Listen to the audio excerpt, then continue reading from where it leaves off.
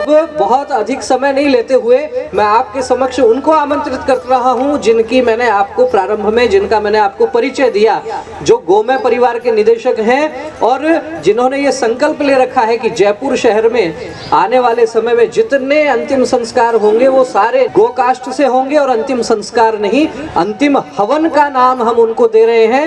नगर निगम जयपुर की ओर से 11 मोक्ष धाम गोमय परिवार के हैंडओवर कर दिए गए हैं। उनका सौंदर्यीकरण का, उनका जो है पुनरुद्धार का काम ये प्रारंभ हो गया है। तो मैं 2 पंक्तियों से आमंत्रित करता हूं कि कोई चलता पद चिन्हों पर कोई पद चिन्ह बनाता है वही सूरमा इस जग में जो अपनी राह बनाता है। गोमय परिवार के माध्यम से एक नए विचार को आगे बढ़ाने वाले डॉक्टर सीताराम जी गुप्ता को मैं बहुत ही आदर और सम्मान के साथ आमंत्रित करता हूं। आप आए और अपने विचार रखें। डॉक्टर सीताराम जी।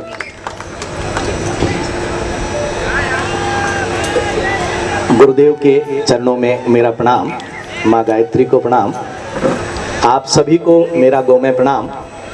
जैसा विवेक जी भाई साहब ने अभी बताया, मैं अपनी बात प्रारंभ करूं उससे पहले एक कहानी के माध्यम से आपसे और रूबरू होना चाहूँगा कि एक व्यापारी था और बहुत अच्छा व्यापार उनका चलता था। समय और परिस्थितियां होती है व्यापार में भी, अप एंड डाउन्स चलते रहते हैं, जैसा कोरोना काल में भी है। बहुत व्यापारियों के साथ बहुत बड़ी व्यवस्थाएं डिस्टर्ब भी हुई।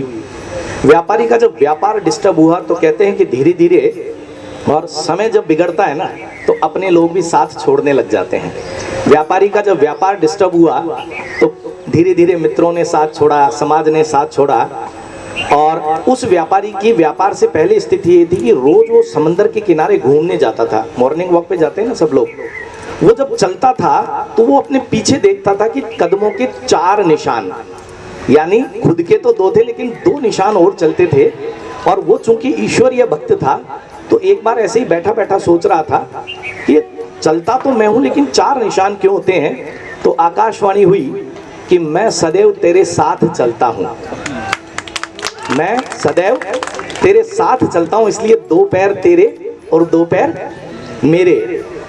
स्थिति हुई, व्यापार बिगड़ा, सबने साथ छोड़ा। और एक स्थिति ऐसी भी आ गई जब पत्नी और बच्चों ने भी साथ छोड़ दिया, चले गए।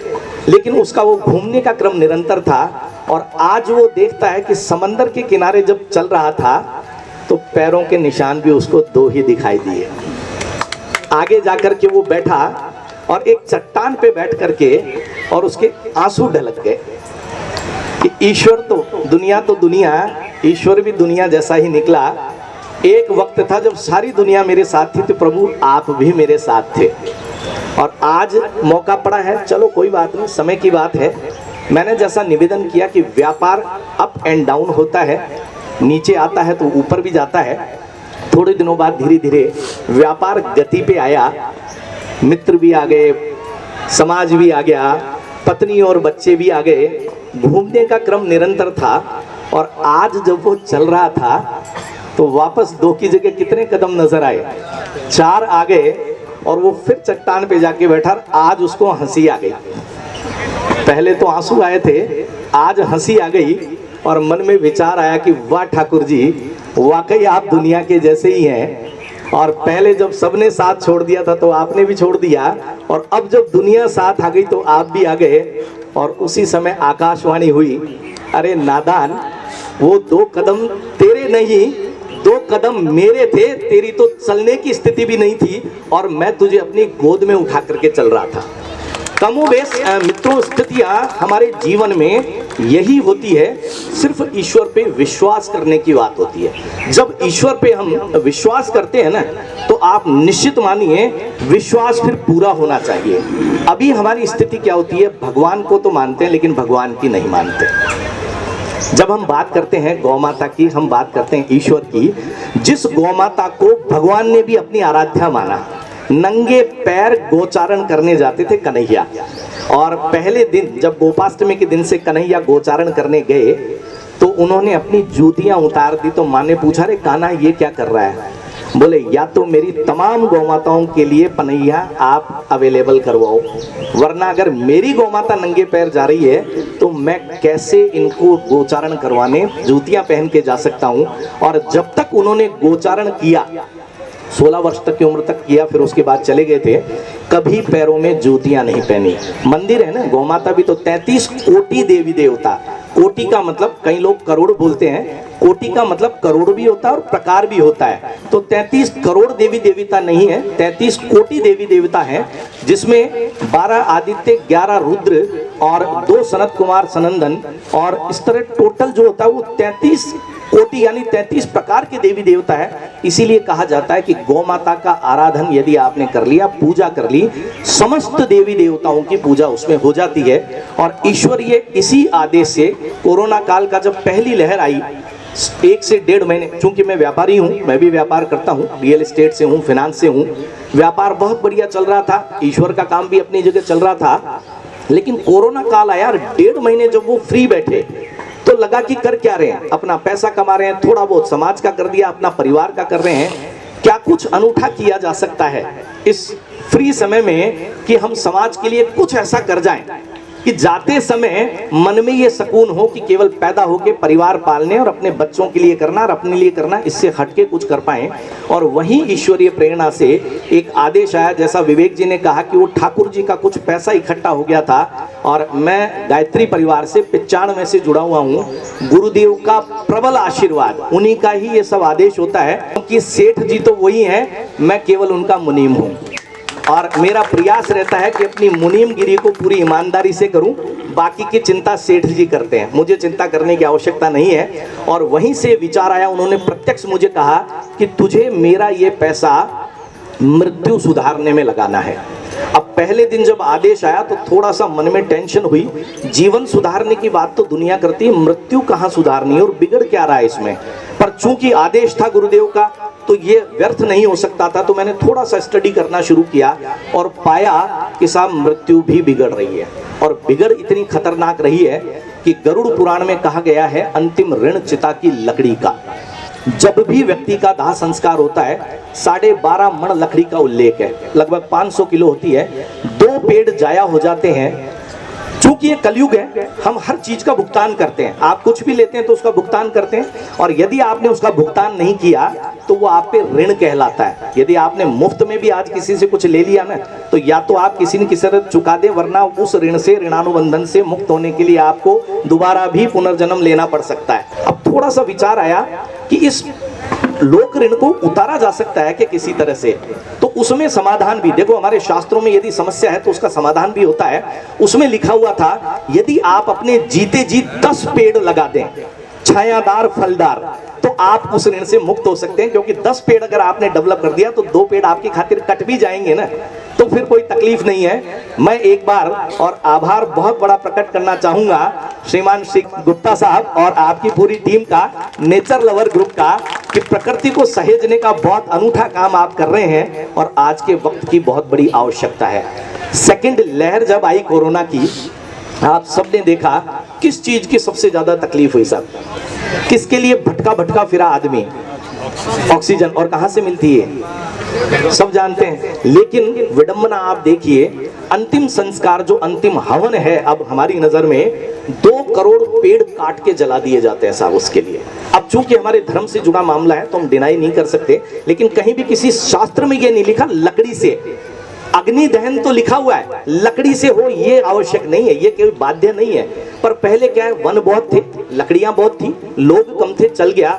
आज स्थिति ये है कि सेकंड लहर में आपने पेपर में पढ़ा होगा, 2000 शवों को गंगा में बहा दिया गया था, और जयपुर जैसी जगह पे, चांदपुर, आदर्श नगर जैसी जगह पे शवों की कतारें लगी, टोकन लगे, यानी जीते जी भी हम लाइन में लगे और जाने के बाद भी उस स्थिति से बचा जाए। और इसी के लिए गुरुदेव ने वो आदेश दिया, और ईश्वरीय कृपा से देशी गौमाता का गोबर और एग्रीकल्चर वेस्ट, पराली शब्द सुना है आपने, पंजाब और हरियाणा में बहुत जलाई जाती है। और विडंबना आप देखिए क्यों जलाई जाती है, क्योंकि जानवर उसको खाता नहीं है, और यदि किसान उसको जमीन में दबा दे तो वो जमीन को बंजर बनाती है, इसलिए किसान की मजबूरी है उसे जलाना। हमने किसान से वो पराली खरीदी, गौशालाओं में गोबरों के ढेर लगे हुए, हमने गौशाला से वो गोबर लिया और कुछ हवन सामग्री मिलाई उसमें, क्योंकि अंतिम संस्कार को अंतिम हवन बनाना है तो हवन में तो हवन सामग्री लगनी भी चाहिए। और एक लकड़ी का निर्माण हुआ, हमने ये निश्चित किया और निगम को हमने ऑफर भी दिया, क्योंकि स्टार्टअप में होने का बहुत फायदा है। स्टार्टअप इंडिया भारत सरकार में जो मोदी जी का आत्मनिर्भर भारत की परिकल्पना है, उसके तहत हमारे इस मिशन का सिलेक्शन हुआ और कल मुझे आपको बताते हुए प्रसन्नता हो रही है, पूरे भारत से 60 स्टार्टअप ने किसी प्रोग्राम कंपटीशन में पार्टिसिपेट किया था। DSIR department of scientific industrial research और NIAM national institute of agriculture and management उनके डायरेक्टर्स आए थे और गोमे परिवार को कल प्रथम स्थान मिला उसमें। उन सबको इतना प्रसन्नता हुई कि पहली बार इस फील्ड में कोई प्रैक्टिकली काम करने जा रहा है। और वृक्षारोपण हमने बहुत किया, अब भी कर रहे हैं, लेकिन इसके साथ साथ अब आवश्यकता वृक्ष रक्षण की भी है। आज जो पेड़ लगाएंगे वो तो 20 साल 15 साल बाद डेवलप होंगे, लेकिन जो लगे हुए हैं यदि हमने उनको भी बचाना प्रारंभ कर दिया तो वृक्षारोपण और वृक्ष रक्षण दोनों जब साथ मिलकर के काम करेंगे तो भारत को दुनिया में विश्व गुरु बनने से कोई रोक नहीं पाएगा। कोरोना काल में एक फोटो देखी थी मैंने अखबार में, बड़ी मार्मिक फोटो थी। एक छोटा सा बच्चा पीठ पर ऑक्सीजन का सिलेंडर लिए हुए चल रहा है और पूरे मैदान में सारे पेड़ कटे हुए हैं। कल्पना कीजिए अपने बच्चों के लिए, क्या हम अपने बच्चों को ऐसा भविष्य देके जाना चाह रहे हैं? हम पैसा नहीं छोड़ेंगे चल जाएगा, हम और चीज भवन नहीं छोड़ेंगे चल जाएगा, लेकिन बच्चों के लिए 2 चीज हम छोड़ जाएं। और उसके लिए हमने एक संकल्प पत्र अभियान प्रारंभ किया जयपुर में। ऐप बन चुका है इसका, क्योंकि आजकल मोबाइल का जमाना है, हर कुछ इसी पे होता है। इसका गोमाया के नाम से हमने एक ऐप बनाया। उसी ऐप में वो फिनरल भी बुक होंगे, जो भी सुविधाएं हैं वो सब उसमें होंगी, संकल्प पत्र भी उसी में है। और आपको मुझे बताते हुए प्रसन्नता है, संकल्प पत्र निःशुल्क है, उसका कोई चार्ज नहीं है। और एक छोटा सा ट्विस्ट हमने दिया, क्योंकि हमने 1% का लक्ष्य लिया। देखो 100% करना तो प्रारंभ में संभव नहीं है सबके लिए, पर छोटे से छोटा लक्ष्य लें और फिर अपन कदम दर कदम काम करेंगे तो 100% का लक्ष्य भी पूरा होगा। सबसे छोटा लक्ष्य 1% का था। आबादी में तो हम वैसे ही सिरमौर हैं, 150 करोड़ की आबादी होने जा रही है आने वाले दिनों में। हमने लक्ष्य लिया कि संपूर्ण भारत में 1% लोगों की चेतना भी यदि हमने जागृत कर दी तो वो 1% लोग बाकी 99% की पूरी कर देंगे। क्योंकि शुरुआत जयपुर से की थी, जयपुर की आबादी लगभग 50 लाख है, तो हमने तय किया कि 50,000 लोगों से हम संकल्प पत्र भरवाएंगे। कितने लोगों से साहब? अब ये मेरे अकेले या 4-5 लोगों के द्वारा संभव नहीं है, हम जगह जगह भी घूमेंगे तो हो सकता है 5 वर्ष लग जाए इस चीज में। तो हमने एक छोटा सा ट्विस्ट इसमें दिया, कार्य सेवा का है, लेकिन कई बार सेवा करते करते भी आदमी के मन में आ जाता सब इसके करने से मुझे क्या मिलेगा। तो हमने 2 परिकल्पनाएं इसमें साकार की कि संकल्प पत्र अभियान में 2 संकल्प हम दिलवाते हैं। एक तो अपने जीवन में नित्य प्रति किसी भी एक गोगव्य का अनुपालन आप करें, वो धूप बत्ती भी हो सकती है। केवल गोमूत्र और गोबर से देशी गौमाता के 250 तरह के प्रोडक्ट बनते हैं, 250। अब तो गोबर से पेंट बनने लग गया, गोबर से ईंटें बनने लग गई, गोबर से पेंट पुट्टी बनने लग गई, थोड़े दिनों में गोबर की टाइलें भी आ रही है। और वही परंपरा वापस आ रही है जो पुराने समय में हम अपने घरों में करते थे कि देशी गौमाता के गोबर से अगर आंगना लीप दिया तो हमारा घर शुद्ध हो जाया करता था। गायत्री यज्ञ की इतनी महिमा कि एक घर में यदि एक बड़ा यज्ञ 1 महीने में एक बार भी हो जाए तो 30 दिन तक किसी भी तरह का बैक्टीरिया उस घर में आता ही नहीं है। तो यज्ञ की यह परंपरा बहुत पुरातन है और इसी यज्ञ को हवन का रूप देते हुए हमने कहा, जब उसको अंतिम संस्कार कहा जा रहा है, यानी वो भी 16 संस्कारों में से एक है, तो जब 15 संस्कार हम हंसी खुशी करते हैं तो 16वां संस्कार रोते धोते नहीं होना चाहिए। और वो बड़े बड़े मोक्षधाम हमने लिए हैं, चाहे वो अपेक्स सर्कल हो, चाहे B2 बाईपास हो, चाहे विद्याधर नगर हो, चांदपोल और आदर्श नगर, ये दोनों हेरिटेज के अभी हमने ग्रेटर के लिए हैं। और हेरिटेज वाले में भी जो व्यवस्था शुरू हो गई वहां हम अपनी गोकास्ट पहुंचा देंगे। और चाहे वो पैसे वाले हो, चाहे अमीर हो, चाहे गरीब हो, हम वहां पे एक बोर्ड लगा देंगे। कीमत तो इसकी ये है, आप अगर उसके लिए कैपेबल हैं तो आप दे जाएं, और नहीं है तो हमारी ओर से भेंट, लेकिन अब से लकड़ियों का जलाना। दूसरा संकल्प हमारा यही है। पहला संकल्प, कोई भी एक गोगव्य अपने घर में नित्य प्रति, आज से संकल्प ले लीजिए आप, चाहे वो धूप बत्ती हो सकती है, दूध हो सकता है, घी हो सकता है, छाछ हो सकती है, कुछ भी गोगव्य हो सकता है। 250 तरह के, आप फिनाइल का पोंछा लगाते हैं ना घर में, वो भी अब गौमूत्र से बनता है। खेती में भी अब गौमूत्र का बहुत उपयोग होने लग गया है। तो आप कल्पना कीजिए, बनाने वाले लोग बहुत हैं। जिस दिन हमने डिमांड पैदा कर दी ना, कहते हैं ना आवश्यकता आविष्कार की जननी है, आपकी नीड आने लग जाएगी तो लोग उसका भी काम करने लग जाएंगे। क्योंकि अभी भी मेरी नजर में ऐसे बहुत लोग जो बहुत अच्छा काम कर रहे हैं। एक गौशाला है, बहुत बढ़िया घी बनाती है, लेकिन जैसे ही वो बात 1000 रुपए की आती है ना, हम घबरा जाते हैं। नहीं नहीं भैया, बोले 450 में तुम्हें मिल रहा है, तुम्हारे 1000 रुपए क्यों देने। वो अलग बात है कि उस घी को खा के जब हमारे यहाँ पे कोलेस्ट्रॉल जम जाता है ना, फिर जैसे ही डॉक्टर साहब पकड़ते रहो, बोलते जी 5 लाख रुपए लगेंगे, बोले दिए तुरंत सही करो मुझे। तो ऐसी स्थिति न आए, इसके लिए जीवन में 2 संकल्प आज से आप यहाँ पे करके जाएं। एक तो नित्य प्रति अपने घर में कोई एक गोगव्य का अनुपालन हो, और अब जहां भी लकड़ी जलती दिखे, हमारा प्रयास हो हम लोगों को चेतना जगाएं, हम जागृत करें। यदि हम अपनी रसोई में, अपने जीवन में, अपने परिवार में गोगव्यों को शामिल करना शुरू कर दें, तो चाहे कितनी महामारी आ जाएगी, उनका तो उपयोग हम करेंगे, और वो कहीं ना कहीं पैसे देके ले रहे होंगे। तो गौशालाओं को जो ये राशि जा रही होगी, आप निश्चित मानिए किसी गौशाला को दान की आवश्यकता ही नहीं होगी। मैं थोड़ा सा उसके खिलाफ हूँ, दान देना नो डाउट हमारी परंपरा में अच्छा है, लेकिन दोगलापन है वो दान। एक तरफ हम उसको अपनी माँ कह रहे हैं, और फिर एक तरफ अपनी माँ को किसी के दान पे जिंदा रखने में इंटरेस्टेड हैं क्या हम लोग। माँ कहते हैं ना उसको, फिर उसके लिए दान की क्यों आवश्यकता। दान देके दैनी नहीं बनाए, गोमाता के गव्यों को मान देना शुरू करें। और जिस दिन हमने गोमाता के गव्यों को मान देना शुरू कर दिया, किसी गौशाला को किसी दान की आवश्यकता ही नहीं रहेगी, वो परेशान नहीं होंगी। और जिस दिन गोमाता आनंद में होकर आशीर्वाद देने लग गई ना, इस भारत भूमि का नहीं पूरे विश्व का कल्याण होना शुरू हो जाएगा। क्योंकि 4G की परंपरा सनातन से है। 4G जानते हैं ना, काय में है टेक्नोलॉजी है 4G की टेक्नोलॉजी, ये तो साहब अब आई है। 4G की टेक्नोलॉजी तो सनातन में, पूरे सनातन काल से है। गौ, गंगा, गीता और गायत्री, ये 4G तो आदिकाल से चला आ रहा है, ये टेक्नोलॉजी तो अब आई है। और उसमें एक जी हमने और जोड़ दिया, गोमय। गोमय के 2 अर्थ होते हैं, एक गोमय संस्कृत में गोबर को कहते हैं, और एक गोमय का मतलब जैसे राममय, शिवमय, काशीमय, यानी उसमें लीन हो जाना। इसलिए हमने गुरुदेव के आदेश से, ये भी नाम गुरुदेव का ही दिया हुआ है। कार्य हालांकि बड़ा है, क्योंकि इसके बारे में बात करना भी, लोग मृत्यु से घबराते हैं ना, अपन बात करना भी बड़ा दुभर मानते हैं कि मृत्यु की बात। राम नाम सत्य है, लेकिन शादी में बोल के दिखा दो, नहीं बोल सकते। जगह स्थान प्रधान है, लेकिन यज्ञ की परंपरा में हमने क्यों लिया कि यज्ञ भी, यहाँ अभी गायत्री परिवार से भी अंत में आपको बताया जाएगा कि इस भस्म का टीका और अलग अलग जगह लगाया जाता है। अंत में हमें भी जल करके वही भस्म हो जाना है। तो उस भस्म होने से पहले अपने जीवित होने का प्रमाण दे दें। और ईश्वर ने आपको जो वाणी और आपको जो विचार की स्वतंत्रता दी है अन्य जीवों से अलग, उस वाणी, विचार और अपने कर्तव्यों से जाने से पहले कुछ ऐसा कर जाएं कि और कोई कहे या नहीं कहे, हमारे मन में ये संतुष्टि होनी चाहिए कि मेरा जन्म ऐसे ही व्यर्थ नहीं गया। क्योंकि कहा गया है 84 लाख योनियों के बाद ये जीवन मिला है, और यदि मिल गया तो तमाम योनियों के जितने भी दुष्प्रभाव हैं, जितने भी हमारे प्रारब्ध हैं, उनको काटने का मौका ईश्वर ने हमें दिया है। हम बहुत बड़ा काम नहीं कर सके, कोई दिक्कत नहीं, हम हनुमान नहीं बने। राम सेतु में बहुत लोगों की भूमिका थी, जामवान की, नल की, नील की, हनुमान की, एक छोटे से जीव की भूमिका और थी। सब याद है कुछ?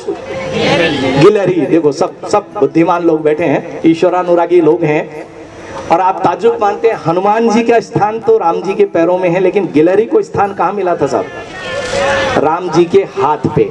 और वो 3 अंगुलियां जो फेरी किवदंती है कि आज भी वो राम जी की अंगुलियों के निशान है, क्योंकि उस छोटे से जीव ने, हनुमान जी ने तो अपनी ताकत लगाई, जामवान ने अपनी ताकत लगाई, लेकिन वो गिलहरी क्या कर रही थी? समंदर तट पे जाती थी, अपने आप को गीला करती थी और रेत में लोट पलोट के उस रेत को ला करके डाल रही थी। तो सब लोगों ने मजाक उड़ाया, रे गिलहरी क्या मजाक कर रही है, तेरे ऐसे तो पूरा जन्म जन्मांतर भी लग जाए तो कुछ नहीं होगा।